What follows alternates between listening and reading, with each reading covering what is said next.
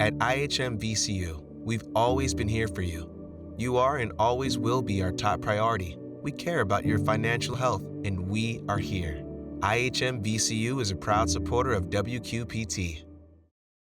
The future. That's where our minds are at Western Illinois University Quad Cities. We are innovators, searching for something new outside of the textbooks. Dog-loving, leadership-driven, world-changing. Whether you choose to study on campus or online, your future is designed on your terms. Start your future at wiu.edu/QC. Public Affairs programming on WQPT is brought to you by the Singh Group at Merrill, serving the wealth management needs of clients in the region for over 35 years. Giving veterans a better chance to succeed after serving, and the real story behind DEAR here in the cities.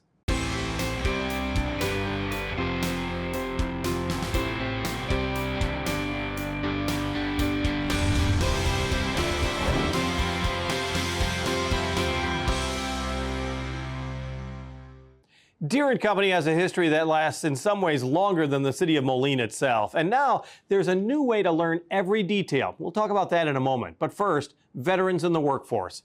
There are almost 18 million veterans in the American workforce right now. And although veterans are sought after by some companies, it's not easy for every man or woman who leaves the service. Iowa Works has been honored with a new national award for its efforts to employ veterans, but the programs offered do so much more. We talked with Shane Sawyer, Iowa Works Veteran Career Planner. So Iowa Works Davenport receiving a national attention, really, for its Transition Assistance Program. First off, let's talk about the national attention. How cool is that? Pretty cool, pretty cool. It was hard to take it all in at first, but yeah, it was a pretty big honor for the Davenport office. And it's for the TAP classes. So explain the Transition Assistance Program. I mean, I shouldn't say it's just for that. It's for a number of things. Yes. But that was highlighted. That was highlighted, and it was for a myriad of things. It was for the entire Davenport Job Center's ability to serve veterans and help them address significant barriers to employment, not just veterans, but transitioning service members and their spouses as well. And I'm sure we'll get into a bit of that.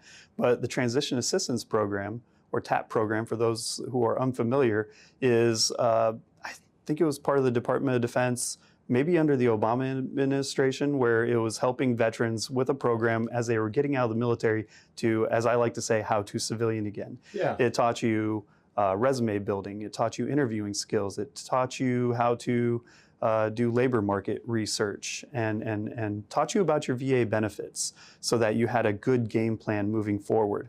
It's a program that benefits all our transitioning service members today, but what we do so unique in Davenport is that we actually are the first American job center in the nation, to our knowledge, to host that there.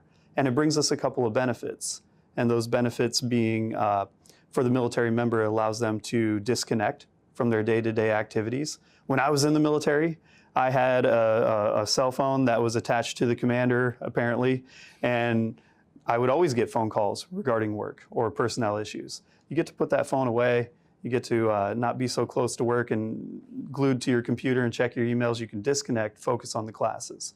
The other aspect of that is they get access to all the myriad of services that we provide at Iowa Works. You know, a lot of people think of us as the unemployment office, but I like to think of us more as workforce development.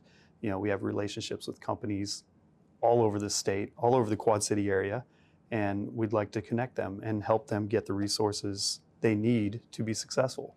Well, I would think that a veteran, a person leaving the military, is a good hire, period. I mean, because you think of the person as being task-oriented or working in teams or definitely not about yourself. It's more of a selfless, like I said, a team thing.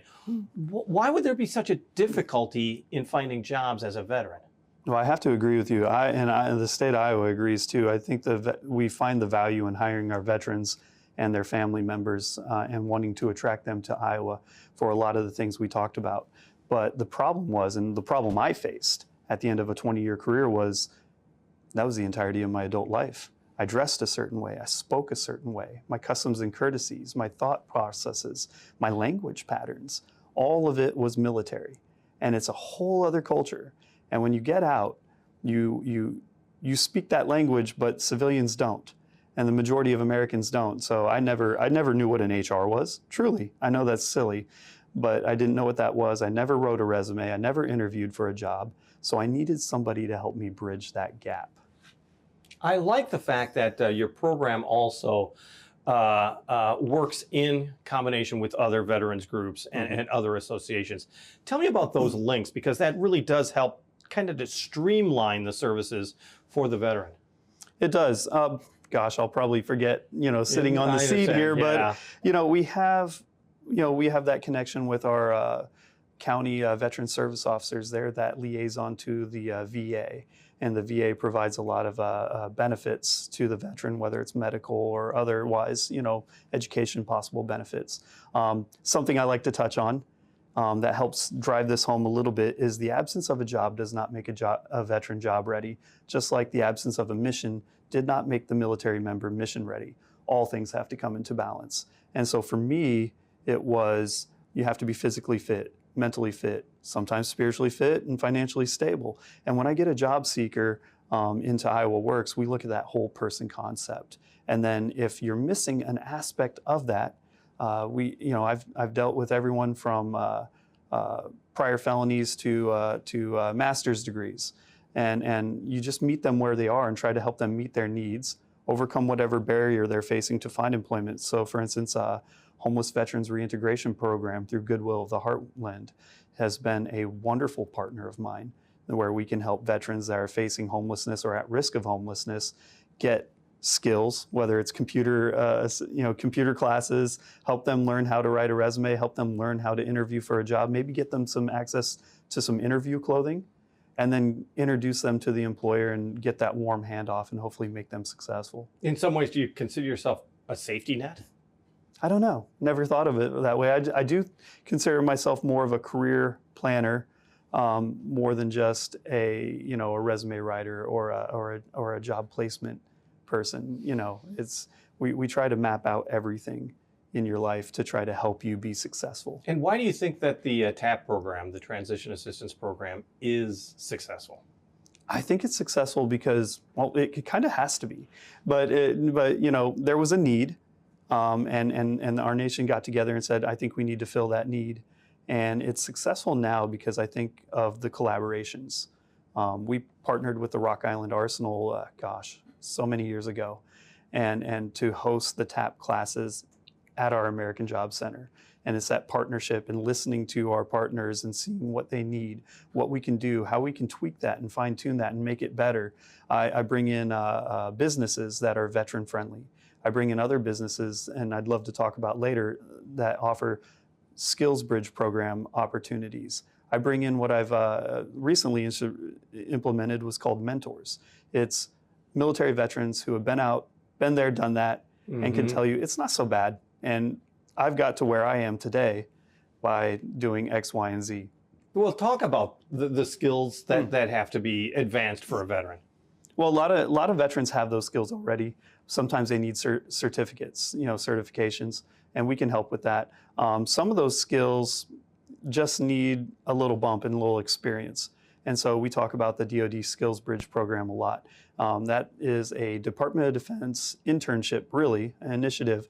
And I always say it's kind of like try it before you buy it. And it's underutilized here in this local area where the state of Iowa is hoping to try to help out, where a business can take a veteran and they get them for free, really. You give them a job, you give them a training program, and hopefully at the end of their Skills Bridge internship, there's hopefully a job waiting for them at the other end of that internship. What's been difficult for companies in the past is, one, they've never heard of it. And two, it's hard to figure out all the paperwork process. It's like, gosh, I have all these papers. How do I fill this out? How do I build this program? Well, now the state of Iowa is a DoD Skills Bridge third-party provider. And that third-party provider means, hey guys, we'll help you fill out the paperwork. We'll help you build that training program. And now that you've got all this, now you get kind of like a revenue stream. You get a stream of talent. And again, all we want to do is attract and retain veteran talent to our state, to the Quad City area, obviously. And let's start with that program. I do know, like you said, you do work in tandem with certain groups. I'm thinking of the Quad City Veterans Network, yes. that you're so closely intertwined, because you really don't want to repeat programs. You want to facilitate new programs or advance them. Is that not right? Yes, of course. Something I mentioned during the Mark Sanders Award presentation was I view this award as a bit of a mirror.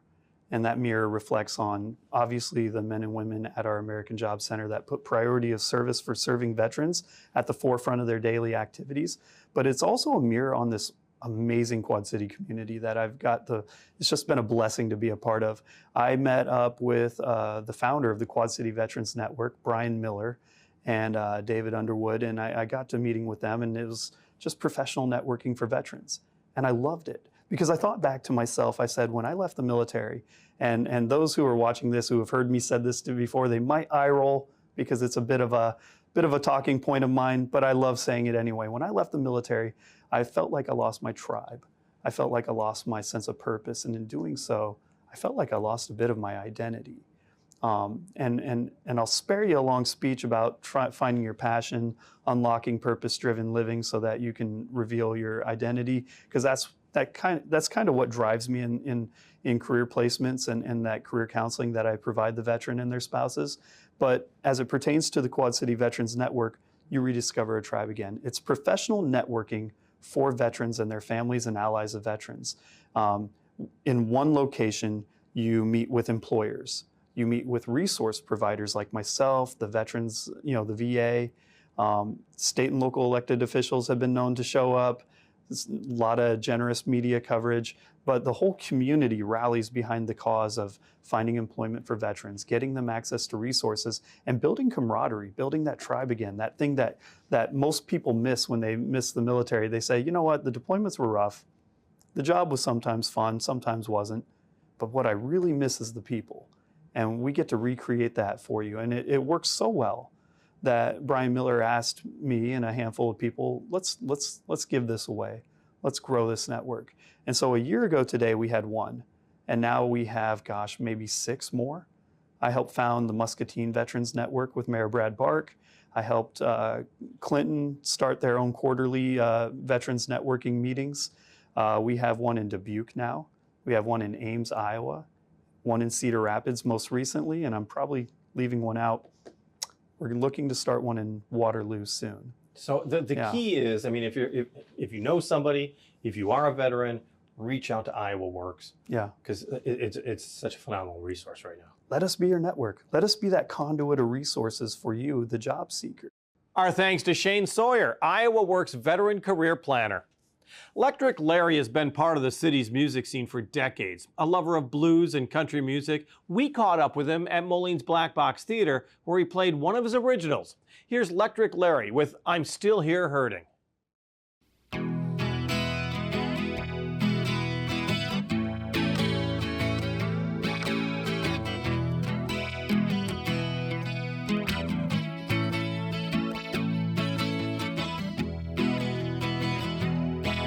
I'm sitting here hurting over you. I'm sitting here hurting over you. I'm sitting here, don't know what to do. I'm sitting here looking at the wall. I'm sitting here looking at the wall. I'm sitting here wondering what went wrong. I'm sitting here wishing you were home. I'm sitting here wishing you were home. I'm sitting here wondering what went wrong. I'm sitting here crying over you. I'm sitting here crying over you. I'm sitting here, don't know what to do. But darling, I know I love you.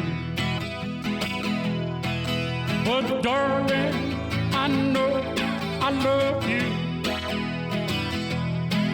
But darling, I can't go on without you.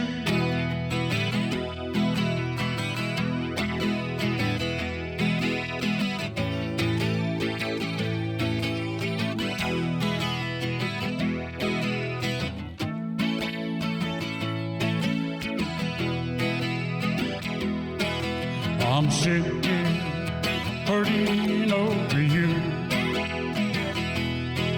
I'm sitting here looking at the wall. I'm sitting here wishing you were home. I'm sitting here crying over you. But darling, I know I love you. But darling, can't go on without you. But darling, I know I love you. But darling, I know I love you. Electric Larry with I'm Still Here Hurting, performed at Moline's Black Box Theater. When John Deere was looking for a place to build his plow factory, he first found Grand Detour, but then decided to head further west, settling in 1848 along the banks of the Mississippi River in Moline. And the rest, they say, is history. But what is that history? Visit Quad Cities wants more people to know the story. And Deere & Company archivist Neil Dahlstrom joined us to talk about what you may not know about Deere and the cities. So tell us about this this plan that you have to really get John Deere out to the public more. Yeah, really, this is just about connecting people to John Deere, past, present, what we call kind of local assets, regional assets, whether it's public art, it's parks, it's buildings, some of it's history, something that used to be there that's been replaced by something else. So it's just kind of connecting people to that. And what is it exactly? I mean, it's a trail system, but it's kind of you do it yourself. Right, it's a self-guided, we call it the John Deere Trail, and you go to johndeeretrail.com, you register for free, and there's just a series of locations, little information, some photographs, go wherever you want, you can do it in order, you can look at the map, and you can check in. So you enable your location services, and you check in at each of these locations. So it's almost like a scavenger hunt. Well, and you're so active as far as Deere history is concerned, and also its relationship to the public. The pavilion has, I think, performed better than even Deere probably thought. I mean, there's just this hunger for John Deere green from people outside of the community. So tell me a little bit about that, because it really is a driving force for tourism in the Quad Cities. It is. Visit Quad Cities calls it the Deere effect, which is just this growing interest in John Deere. And whether it's from employees from around the world, whether it's customers or just tourists, think of riverboat cruises. They want to come, they want to be immersed in John Deere and John Deere history. So this is another way to kind of bring that to them. And so how does it work? You said you go to a website and then what do you find? Right, so you go to johndeeretrail.com, you register, and it's not an app you download, so it's web-based. So it's really accessible regardless of your device, and you're just going to get this list of locations that you can go to, and you can just scroll through, get directions, and figure out where you want to go check out. Well, and I think it's interesting too, because there's a lot of places that we all know. So tell me, because it's 10 that are right now. There's actually 18 now. I was going to say, because it could be so many more. Right. So there's the obvious ones. Right, so there's places like the John Deere Pavilion, the John Deere Store, but we're also taking you to TPC Deere Run to look at the Leaping Deer statue, which date all the way back to 1893, believe it or not. But we also focus on public art. We focus on parks that are named after Deere family members, or maybe it was land that was donated to the city and it's named after that person.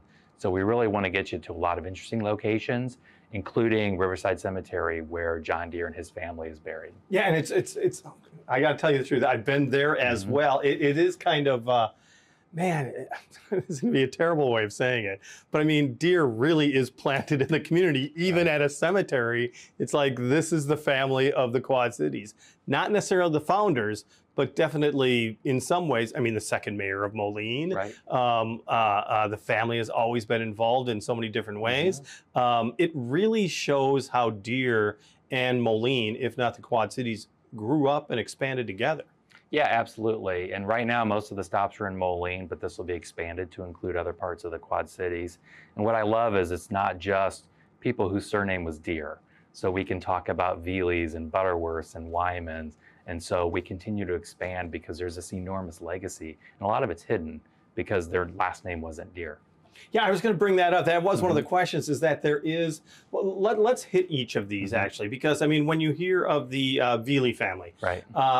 Tell me a little bit about their history and some of the things that they did that was innovative in the Quad Cities. Sure. Stephen Veely was an entrepreneur. He came from out east, and he married one of John Deere's daughters. And so that's how they kind of get into the fold. But he was the corporate secretary and treasurer of John Deere for a long time. His son Willard forms a carriage company, then an automobile company, and eventually they go into the airplane business. I think there's a car and an airplane hanging at the Moline Airport right now. So they have this long kind of legacy in the Quad Cities. And of course, what a lot of people know as Villa Veely, or the Plantation, or as I know it from junior high, the Back Door, a junior high nightclub. So these are all places that we take you to and share some of this history.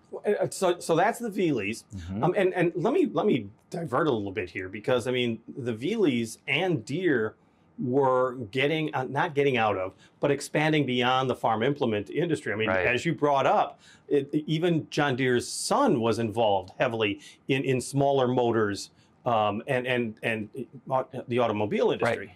Right. Charles Deere went into the automobile business in East Moline in 1907 and passed away, so he couldn't bring it really forward. But Veely was actively involved. In the Veely family, the next generation starts to go to places to run John Deere sales branches. St. Louis, Kansas City. The Weber family from Rock Island ends up in Minneapolis, in that area running different parts of the business. So a lot of family names, a lot of technology. At the end of the day, these become tech stories between tractors and automobiles and other farm implements. And innovation. Right, absolutely. Butterworth family, a lot of people may not know anything much more than the Butterworth Center. Right. Integral part of the Deere family. William Butterworth marries Catherine Deere, which was Charles Deere's daughter.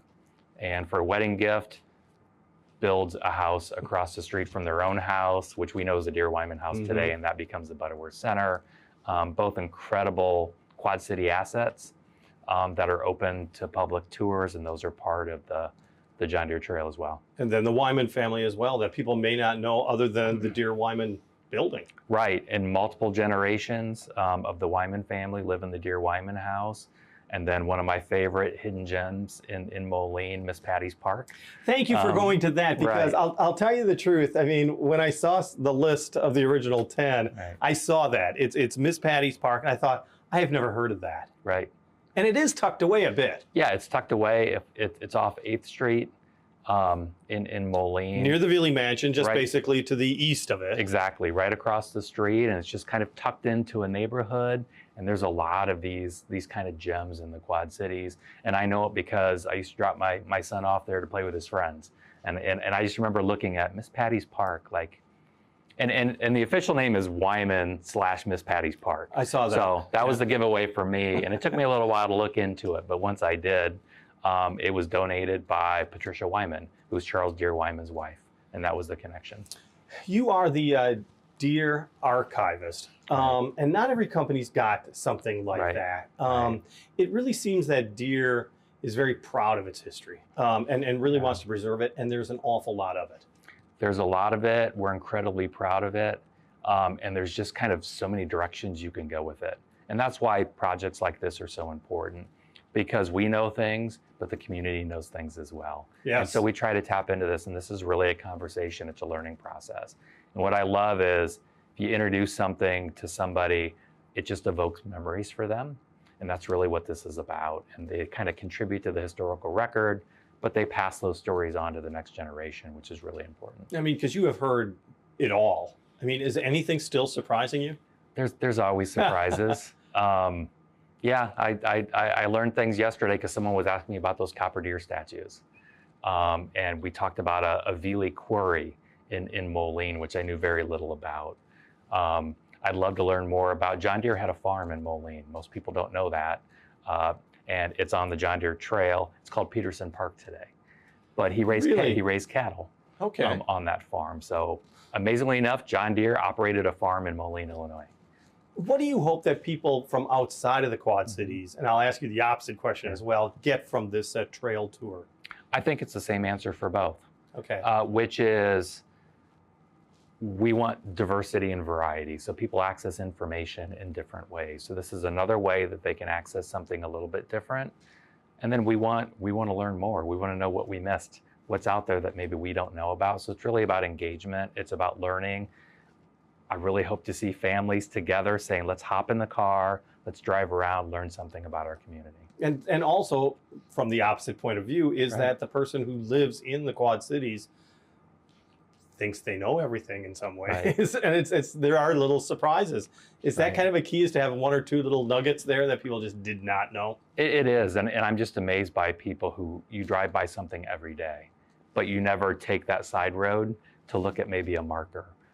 There's a historical marker between the Wyndham Hotel and the Vibrant Arena, and it's a statue called Spirit of Place, which was done by an artist named Beverly Pepper in the early 80s, who did a 6-month residency at the John Deere Foundry and created this series of sculptures out of Corten steel. So it's an incredible piece of art. It also marks the location of John Deere's first 1848 factory in downtown Moline. Yeah. So it's there. You just sometimes need a little nudge to get there. Yeah. And one last thing is that, I mean, all these things are tangible. Right. And oral history is so incredibly important as well. Is that being preserved as well in some ways? It is. And it's more important than ever in a digital age where people aren't sitting down and writing letters to each other, keeping copies of those letters. Oral history has become more important than ever of people's personal memories. And that really tells the story.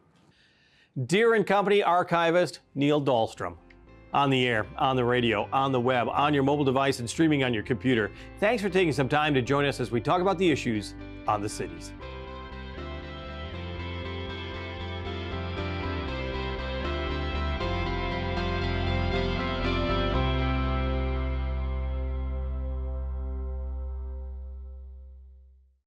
At IHM VCU, we've always been here for you. You are and always will be our top priority. We care about your financial health, and we are here. IHM VCU is a proud supporter of WQPT. The future, that's where our minds are at Western Illinois University Quad Cities. We are innovators, searching for something new outside of the textbooks. Dog-loving, leadership-driven, world-changing.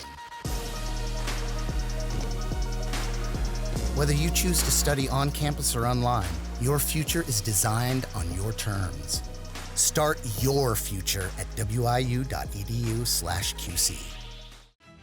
Public Affairs programming on WQPT is brought to you by the Sing Group at Merrill, serving the wealth management needs of clients in the region for over 35 years.